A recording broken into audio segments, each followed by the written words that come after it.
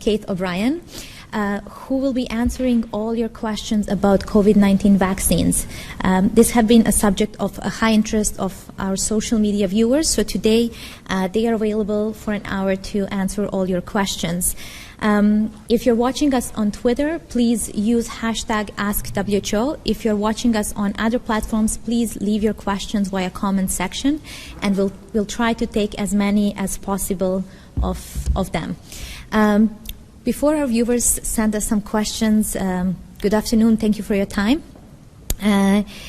Would you be able to give us a landscape of current vaccine candidates? We've seen some news this week about vaccines from the US, Russia and China, so maybe we could start with that, explaining what are the candidates in pipeline at the moment, which stage they are, and if we get the vaccine ready, does it mean that we are at the end of the pandemic or we'll need to do more? Do you want to start, Sumia? And I can jump in after that. Sure. So the really good thing and the unprecedented thing, we haven't seen this for any other disease before, is the fact that we have over 200 candidates, vaccine candidates, within 10 months of a new virus, being identified. And the other unprecedented thing or new thing about it is lots of new platforms are being tried. So this is where science and technology has played a very big role. And the preparations over the last few years that the world has made, that countries and companies and other organizations like CEPI have invested in, is building these platforms. The mRNA platform, the DNA platform. For the first time, we're going to see these new platforms being used. Now, over 40 of these are already in human clinical trials. And about 10 of them are in the very late stages, what we call phase 3 clinical trials. Now, clinical trials are what we use to test the efficacy and safety of new drugs or new vaccines. And what it is let's think about a phase 3 clinical trial. So the phase 1 and 2 are really looking at the safety of the product. So the first study is always done in a few adult healthy volunteers to make sure that the drug or the vaccine is safe. Then it goes to phase 2, that's in a few hundreds of people.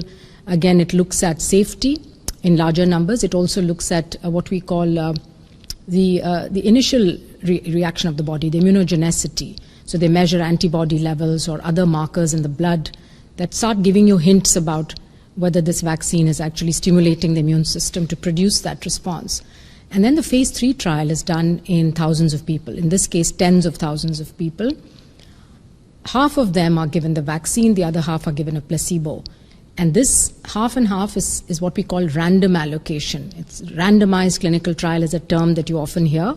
It means that neither the physician nor the individual who's participating has a choice in the matter. So you get an injection. You don't know whether you've got the vaccine or the placebo. It's called double blind. I'm blind if I'm the volunteer. My doctor is also blind. And only the statisticians have the code to know who gets what. So then what happens is that you follow these people up over a period of time very closely, looking for side effects, repeatedly doing clinical examinations, doing blood tests, and then at the end of certain predefined time points, there's a committee that's called the Data Safety Monitoring Committee that looks at the data. And they look at how many people have developed the disease, in this case COVID-19. So these people are regularly tested for symptoms. They have the nasal swabs done. They also look at, have side effects been reported? And they may look at the results of blood tests and other safety parameters. And the Data Safety Monitoring Committee then decides, they're seeing differences between the two groups. And they are the only ones who know which group is which. And if they are concerned in any way that one group has a lot of side effects, or if they see differences in the endpoint, which is the COVID-19 disease, they will then make a statement and tell the investigators or the sponsors, we are seeing signals, and they usually say, continue with the trial, everything is good, let's keep going. Or they say, we've reached a point where you can stop the trial and we can announce the results and unblind. And what we saw with the Pfizer results is a good example. We heard this week 90% efficacy. What does that mean? it means that the Data Safety Monitoring Committee took a look at interim results. So the trial is not yet completed, hasn't reached its final endpoints. They looked at interim results and they saw differences in the two groups. And so 90% means compared to the placebo group, the group that just got a placebo injection, the other group had 90% less infections. So if there were 100 infections totally between the two groups, one group had 10, the other had 90. This is obviously a big difference, which is why they came out with a press release.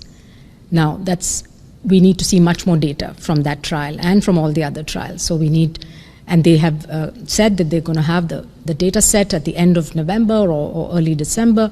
We will then see all the data across the two groups, how many cases in each. We'll also get better visibility into the side effects and a lot more details that we will have to see. So that's how we can then start judging how vaccines are performing. And so I hope that that's a little clearer about how we talk about the efficacy of a vaccine and the safety of a vaccine. There are benchmarks that have been globally discussed and sort of agreed upon. And the benchmark in this case that the FDA and other regulatory agencies and the WHO were hoping for is a minimum 50% efficacy, with, of course, a safety profile that's acceptable. We know vaccines have minor side effects like local pain and swelling and maybe slight fever, but that's acceptable, and we hope that there won't be other serious adverse events. But we need the longer follow-up as well, because, it's not enough to know that somebody is protected for 1 or 2 months. We're hoping to see that longer protection. So that needs follow-up.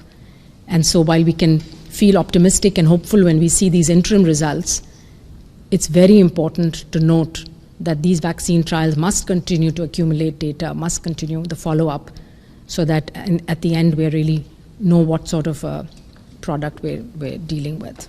Thank you so much, Dr. Soumya.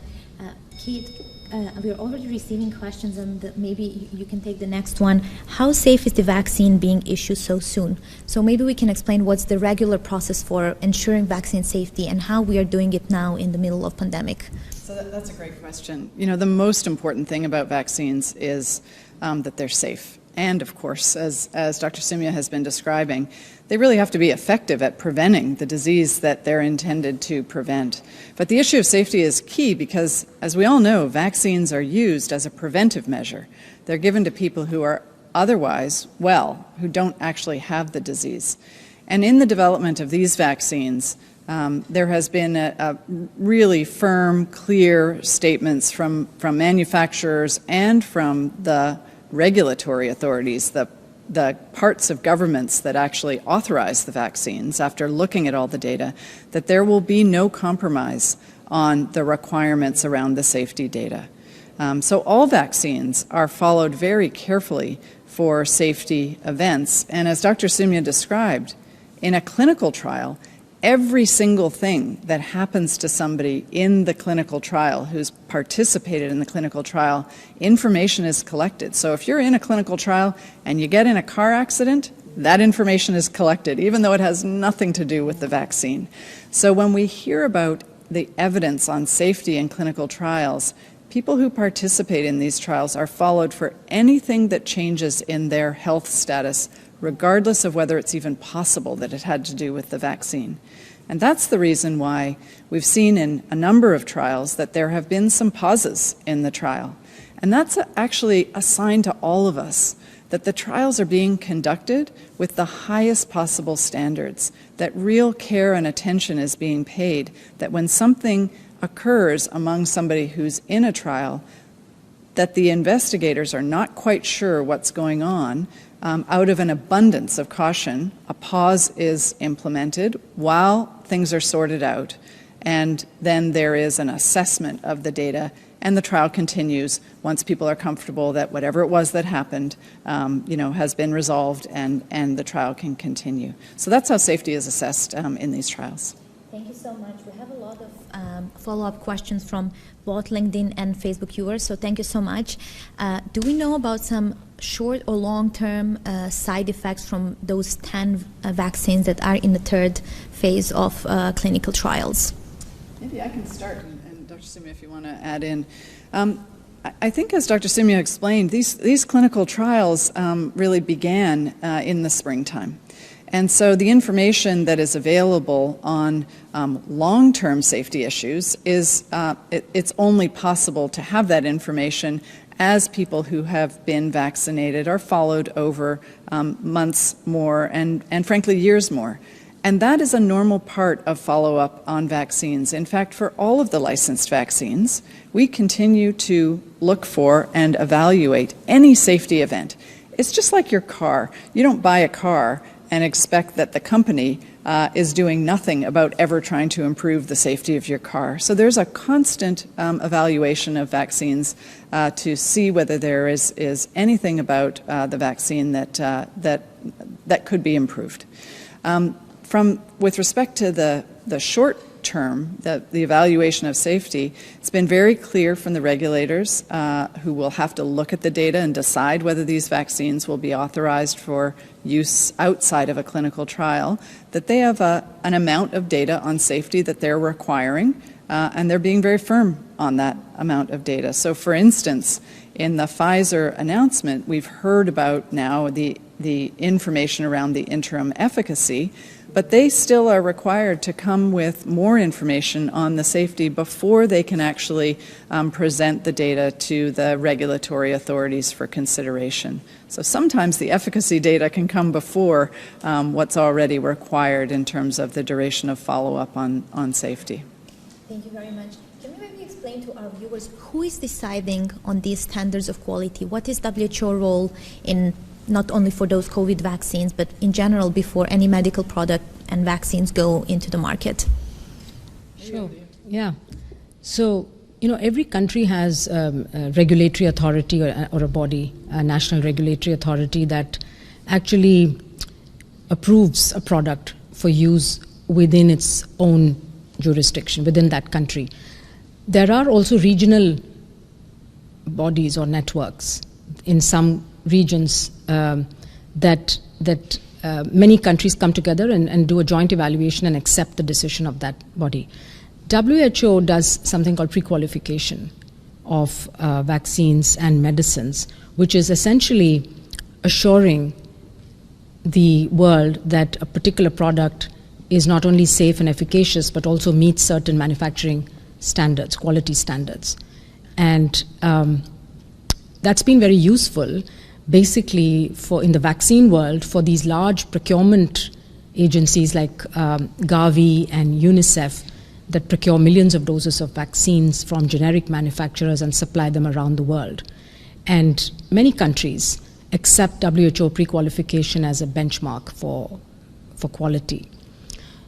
So that's on the regulatory side. So there's the WHO process, but there's also national processes. And it's important because here we don't have time to lose.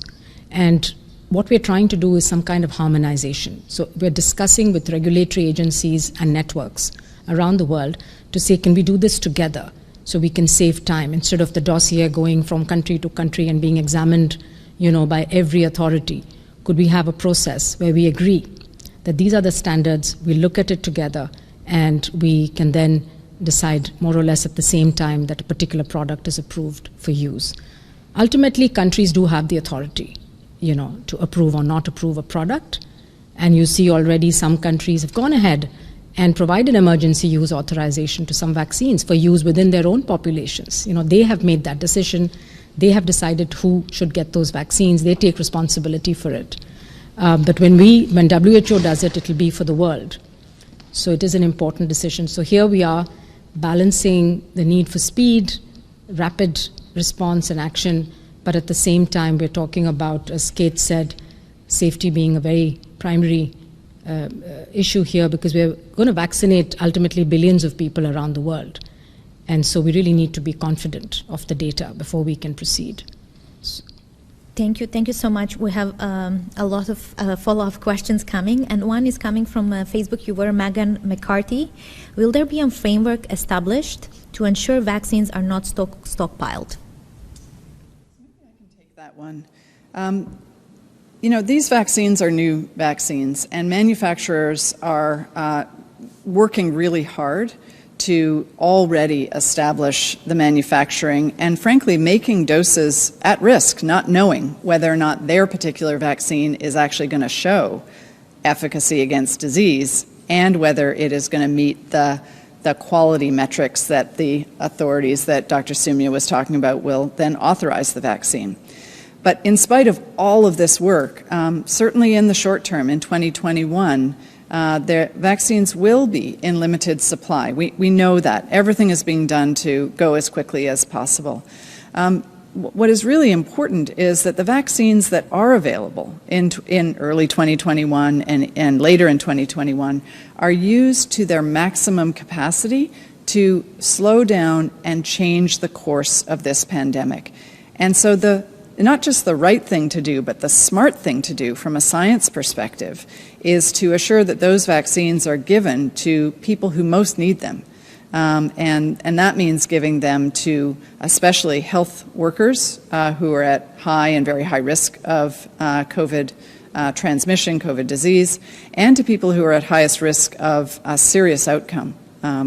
Serious outcomes that require intensive care units, hospitalization, and among those people who are at highest risk of death. So the idea of sort of stockpiling vaccines is not a very smart idea because the vaccines that are being produced now really need to get out and be used to their best benefit, their best impact. But we're not there yet. At WHO, we have not. We really need to see the data from the vaccines, and that's the step that we're eager to be on the road with the manufacturers. Thank you so much, Kate. Maybe as well we can tell more once the vaccine is developed, proven to be safe and effective. That what comes next phase? How do we ensure that vaccines are delivered and given to those vulnerable or priority groups? Have some work, as far as I know, the work has already started in this regard as well. Every country around the world is already working to figure out how to deploy vaccines. And I think we have to realize that, so much attention has appropriately been put on the science of figuring out the virus, figuring out what the target would be of vaccines, getting a big range of vaccines in the pipeline, being tested with scrupulous protocols and scrupulous attention to safety and getting to the regulatory point. But a vaccine that sits in the refrigerator or in a freezer or on a shelf that's not actually used is not going to be of any benefit to anybody. So delivering the vaccines is our next huge challenge. I recently heard an analogy that somebody made that I thought was great, which is developing the vaccines and getting them licensed is like building base camp at the bottom of Everest. And actually getting to the peak is the delivery part. We have immunization programs in every single country around the world, but they are focused largely on infants and children as well as adolescents. There are countries that deliver vaccine to adults, and adults will be the first priority for this vaccine. We're not at the point of looking at immunizing children. And so there is going to be a struggle, frankly, in every country about how to do this quickly, how to identify the healthcare workers, how to identify the older adults, how to identify people who have underlying medical conditions, who will be probably the highest priority groups in each country.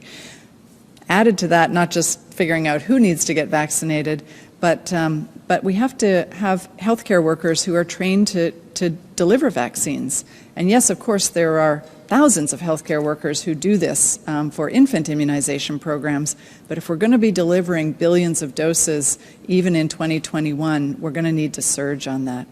And then finally, we need the cold chain systems that actually move vaccines. All of these vaccines at this point either need to be refrigerated or frozen. And there are massive cold chain systems for the vaccines we already use, but some of the vaccines that are being developed now need special cold chain systems. And that's going to be quite a lift for pretty much every country around the world. Thank you so much, Kate. There is a follow-up question coming from viewers as well. Is WHO doing something to support low and middle-income countries to be ready to deploy a vaccine?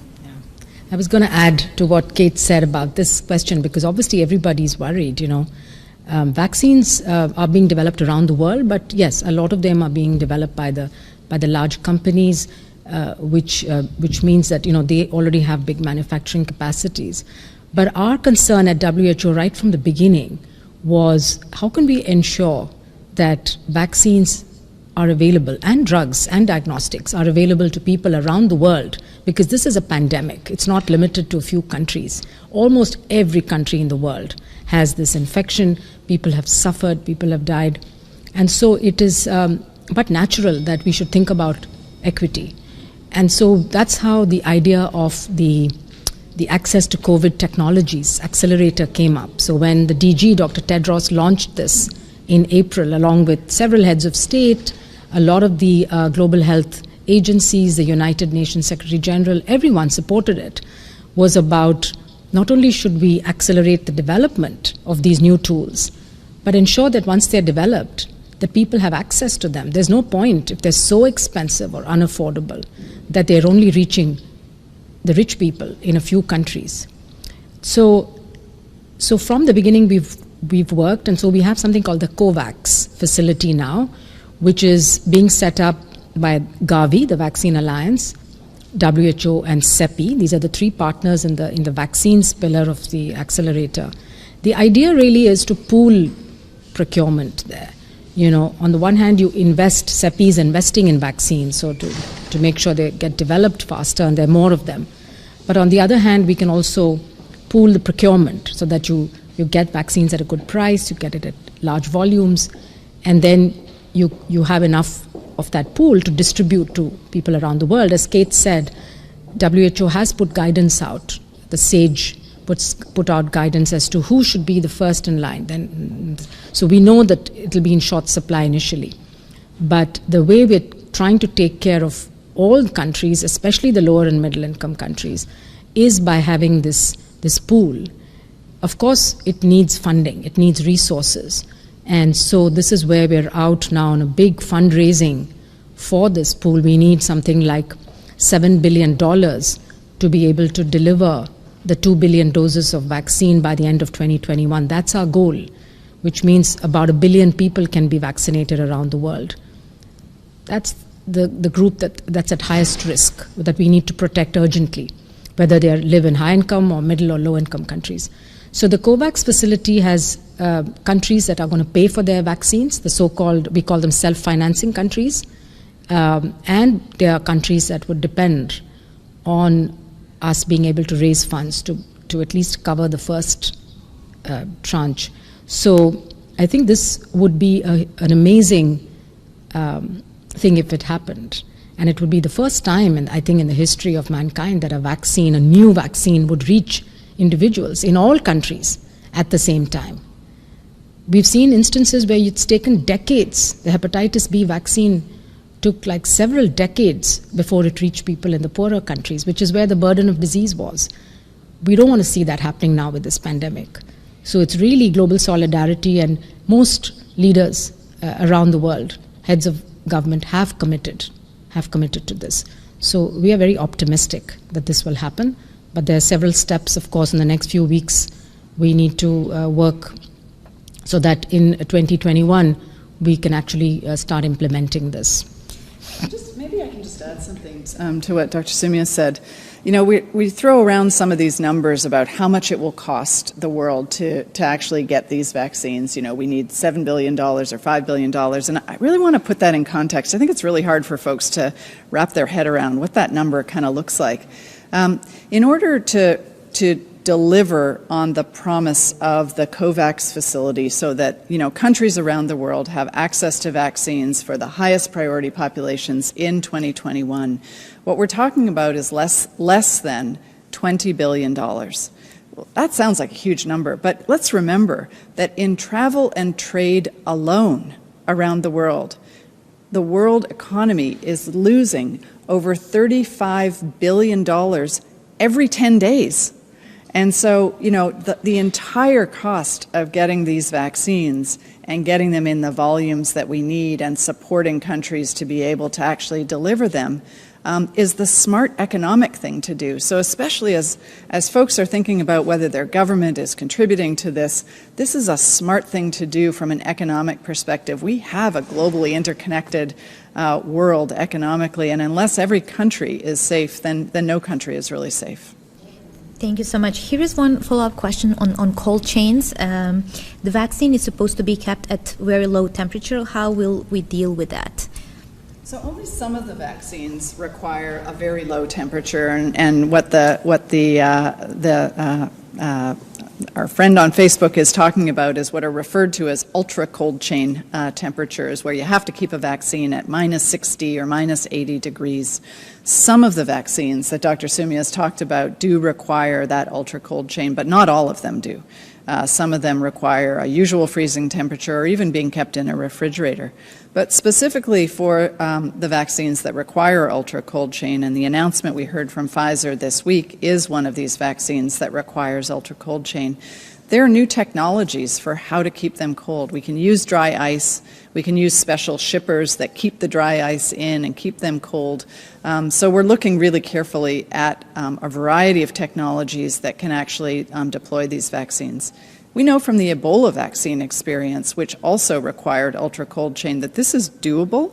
And so we actually do have, in a limited number of countries, some experience of how to manage a vaccine in an ultra-cold chain setting. But it's not a simple lift, and I think we do have to set people's expectations about the work that will be needed to get this to everybody that needs it. Thank you so much. Our LinkedIn viewer is asking for a usual time frame to get a vaccine out. It can vary, I think, because it takes from the time that development starts to the time it goes out. I think the shortest has been 4 years for mumps, is what I've read. The more usual timeline is about 10 years. It takes about 10 years because, things go one at a time. You do your preclinical, then you go to phase 1, then phase 2, then phase 3. And then if the vaccine is successful, then companies start thinking about how to manufacture at scale. So in this case, the reason why we've been able to compress timelines is because people are thinking ahead and doing things in parallel, not one at a time. So even when the earliest stages of vaccine development started, companies are already thinking about how are we going to scale to billions of doses. Where are our partners around the world that we can go to for manufacturing? Of course, big investments have been made as well in manufacturing capacities. And also regulators are looking at this, constantly from phase 1 to phase 2, so we reduce the timelines. So I think it's important because it's not that you're reducing the time to studying safety or efficacy. That's important and that cannot be compromised. But where you can save time is in the procedural aspects, in some of the bureaucratic aspects and in the manufacturing. And in getting ready, as Kate was saying, we're already thinking, how are countries going to deliver this? Where are the refrigerators? Where are the cold chain? Do you have enough trucks and planes and things to transport this? Have the health workers been trained? Is there a policy that's been developed in every country? That's never happened before for other vaccines. Things take some time and a few countries do it faster than others. But here, everybody is trying to be doing everything at the same time. So this, of course, is a huge stress on the system. But that's what we need now in the pandemic.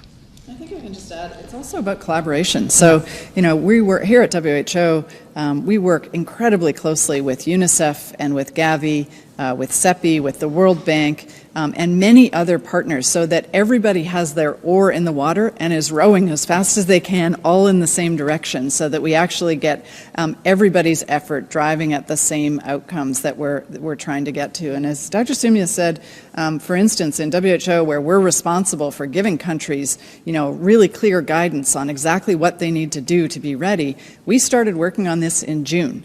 We didn't even have a clinical trial result of any vaccine at that point. So we've been working at risk, just like the manufacturers have been manufacturing vaccines at risk, knowing that we've got to, if we don't do this in a way where we're all working in parallel, we'll be losing time, and that means lives lost and suffering that could have been prevented if we had worked differently.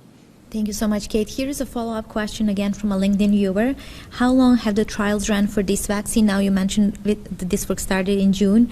What period of time have you used to follow up with volunteers until they develop immunity, and how long after they are still protected? Ooh, that's a lot of questions. Maybe I can take one or two of those and hand over to you.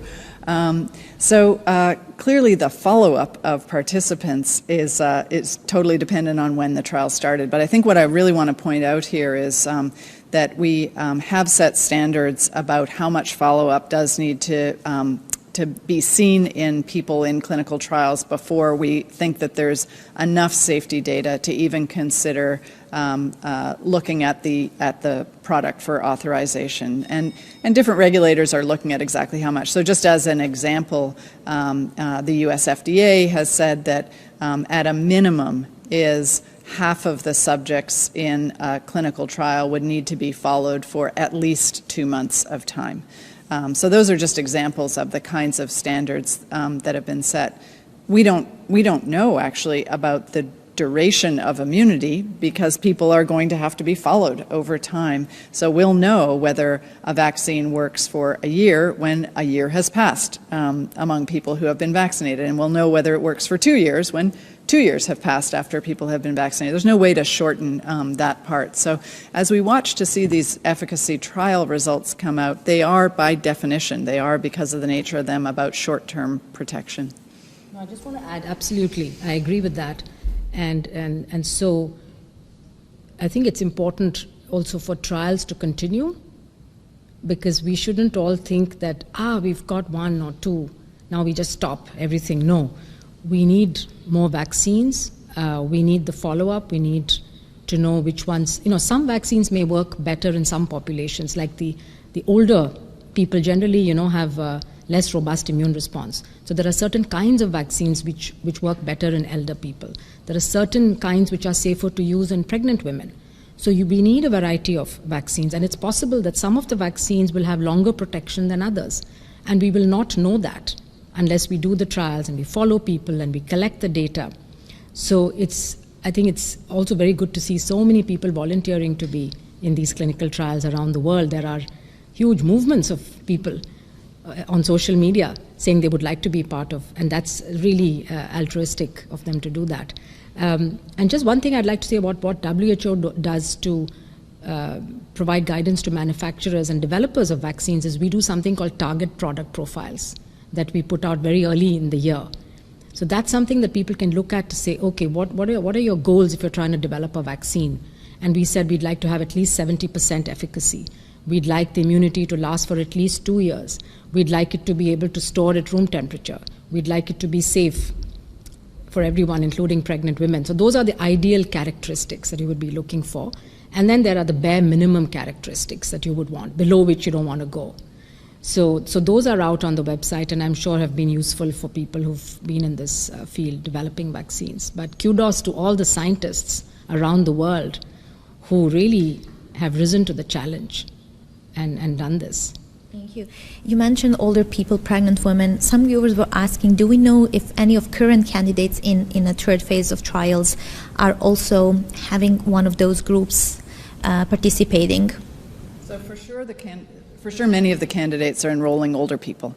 And they've looked already at whether or not the vaccines stimulate an immune response, as Soumya described in the phase 2 trials, and are including older adults in the phase 3 clinical trials. The size of the clinical trials may not be large enough in order to answer the question, age group by age group, whether there are any differences in the effectiveness of the vaccine.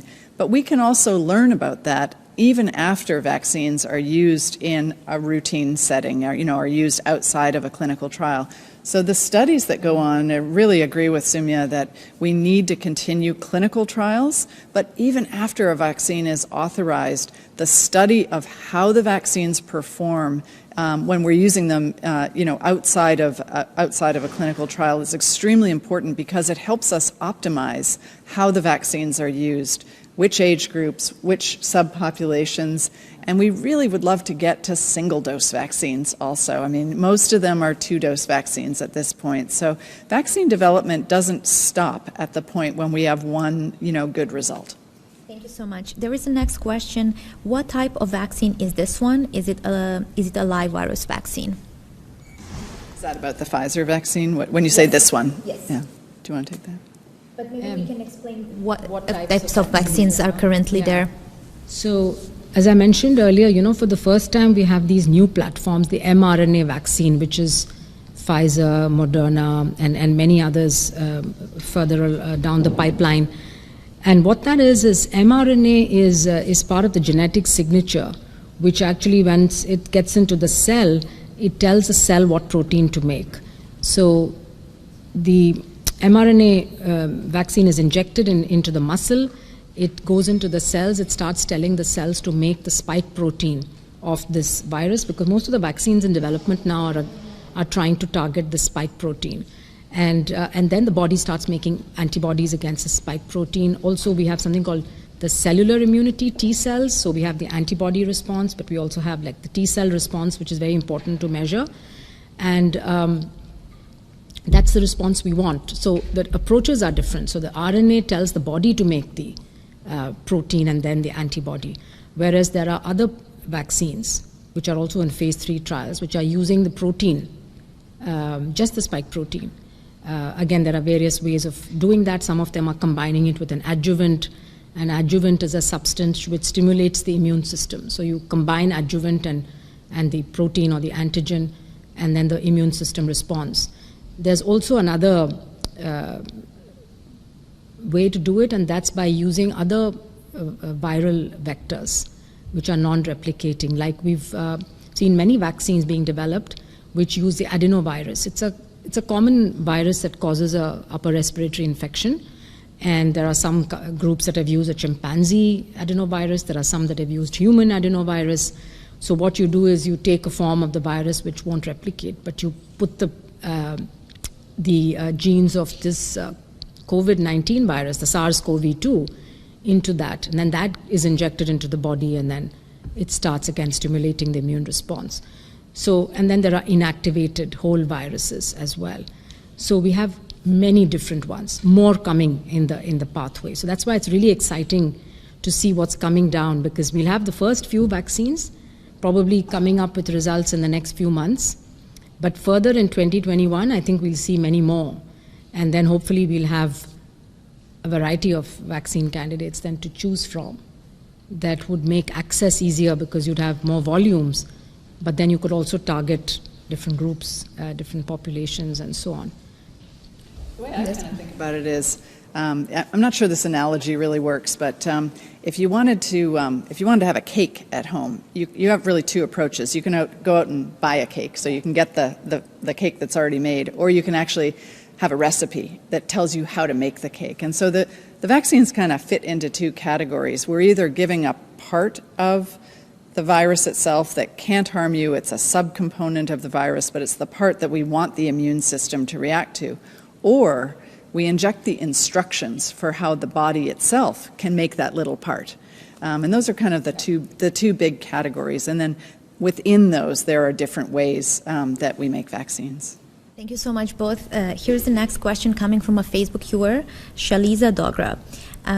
Vaccines which are developing in particular area and being investigating on particular population will be effective. Do we expect them to be effective for populations, all populations around the world, or we'll need to have different vaccines in different parts of the world?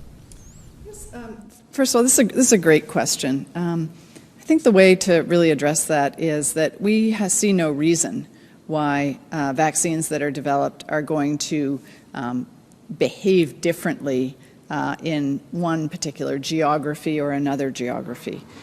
But it's possible that that could happen. So I think what's really important is that we really need to finish the clinical trials and start using the vaccines, and then being really sure that we have good evaluations of how the vaccines work in different populations. We do have some examples of vaccines that work better in some populations than others, but those are largely vaccines against intestinal infections, diarrheal infections, and it really has to do with how common those diarrheal diseases are in one population or another population. Simi, I don't know, do you feel differently about that? Would you say that geography is going to be a pretty big determining factor? Do you feel comfortable that we should be going out with vaccines regardless of geography? Yeah. I don't know of any vaccines that have had that sort of differential effect so far. So most vaccines that are used now work, populations around the world. So I would feel fairly confident.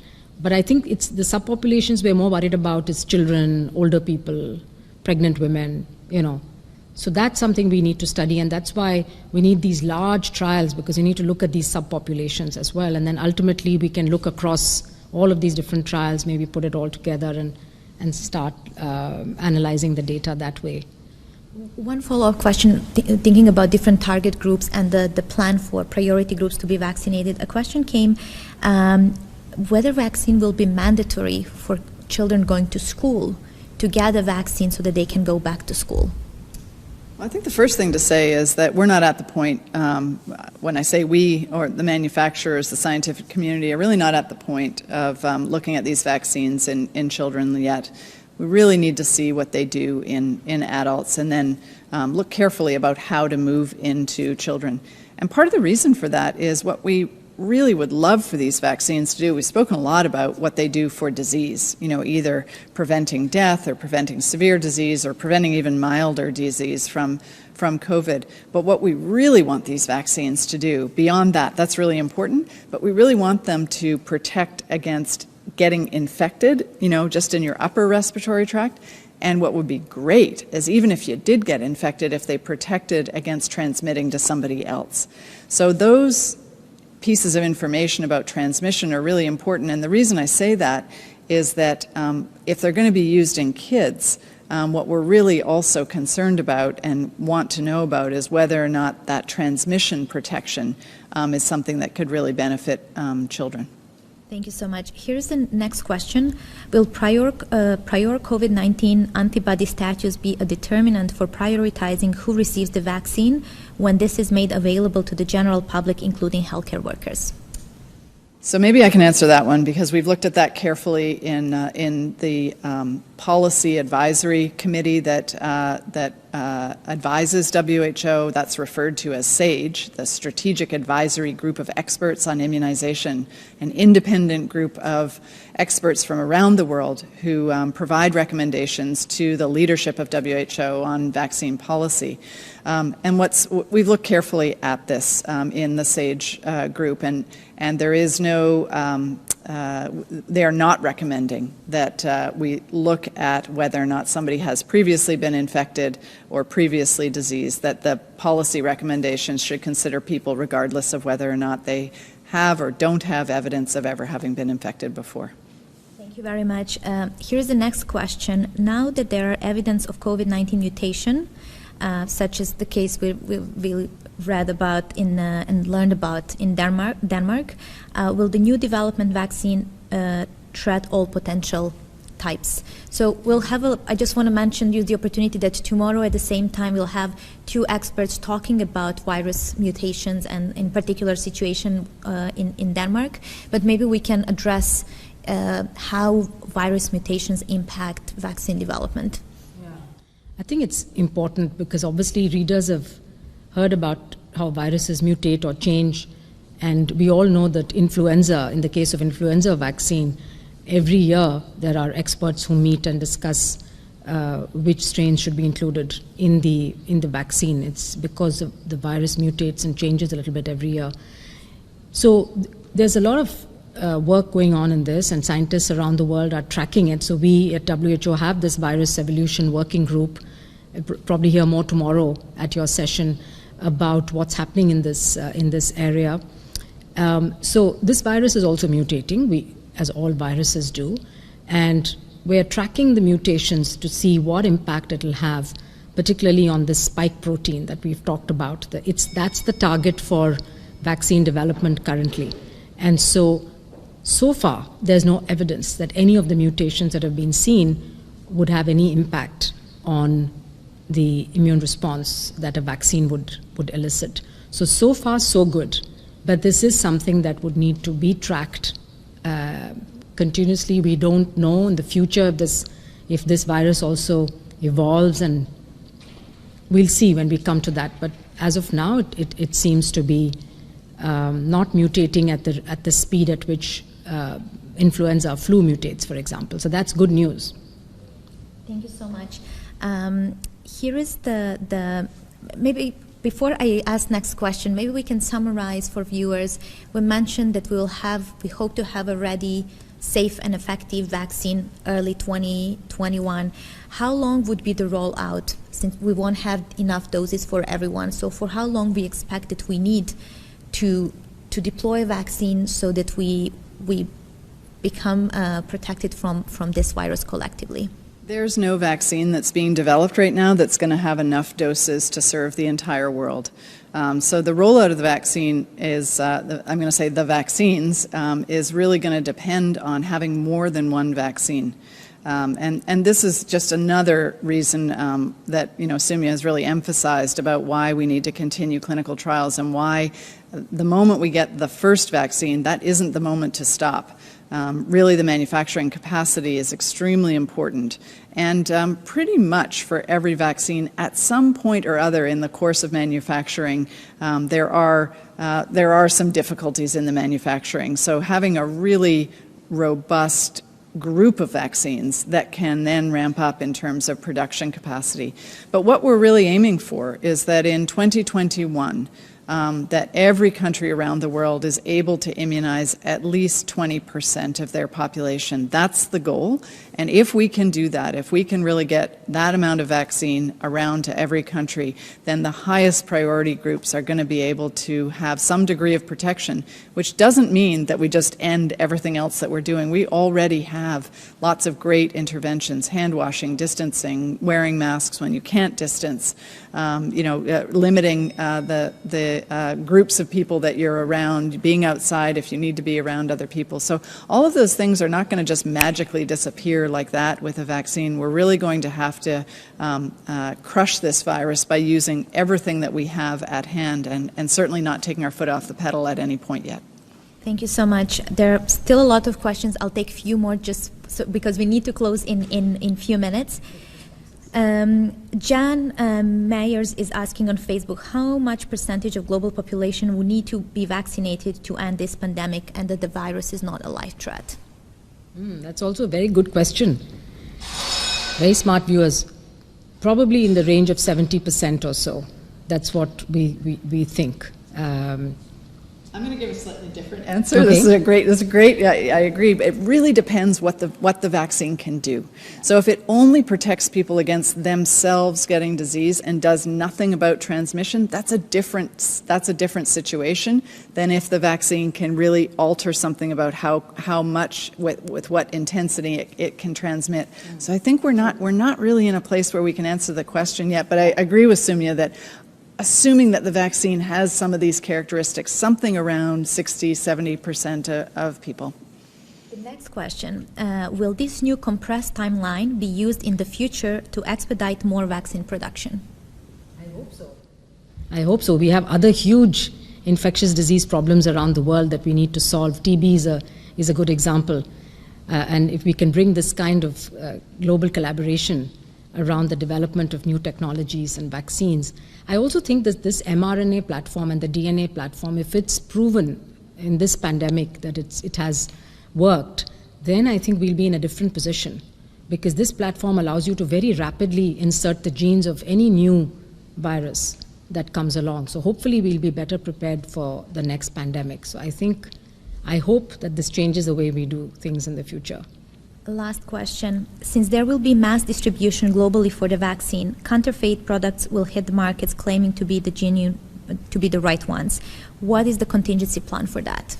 So there are, this is an important issue, and the safety and security of vaccines is really important. There are methods that are used on medicinal products and vaccines, inclusive using barcode technologies, methods to identify this vaccine as a legitimate vaccine.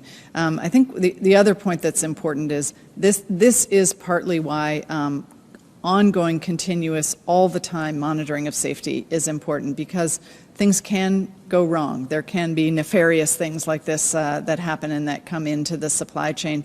But these are extremely rare in the course of vaccines, and I think the concern is much more about assuring that we have adequate supply for everybody who needs it. Thank you very much. And for closing, Dr. Sumia, we expect to have vaccine early next year. We see encouraging developments and news, but the cases are on a rise continuously. What can we do now? What are the proven tools so far that we can use? And also in the worst case scenario, if the vaccine is not working in the end, how we can stop this pandemic? Yeah, I think it's really good to keep our expectations also realistic. So while we hope we'll get more good news about vaccines, it's going to take time to scale up production, to get them out to all the countries, and then to get enough people vaccinated so life goes back to pre-COVID days. Till then, we need to do the things that individuals can do now: physical distancing, washing your hands, making sure you're wearing a mask if you can't be physically distanced, or if you're in a place with lots of people, avoid crowded places, particularly indoor, poorly ventilated places, stay home if you're sick, protect the elderly and the vulnerable within your families, make sure they are not exposed. So there's a lot we can do now to protect ourselves and to protect others. And governments would need to keep doing what they need to do, which is having the diagnostics in place, making sure they're detecting people early, providing them care, making sure that they have supportive ways of quarantining all the contacts, isolating those who are sick. Those are the ways in which we can keep transmission under check and make sure that even if the virus is circulating, it's not a huge problem for the society, for the health system. So we need to keep doing that for many, many months now, till we're at the point where everybody will, or enough people have a vaccine that, you know, we can go back to being normal. But I think we know this now. We should. It does require quite a lot of self-discipline to continue to do this. We need to motivate each other and to make sure that we can keep going. Thank you so much. There has been a lot of work done as well among scientists and innovation on diagnostics and then therapeutics. So we spoke about that a few weeks ago as well, and we'll give the update soon. I have a long list of countries from where viewers are watching us from: Europe, Americas, Asia, Africa. So I thank you all very much for your questions. I thank you both for your time to answer the questions.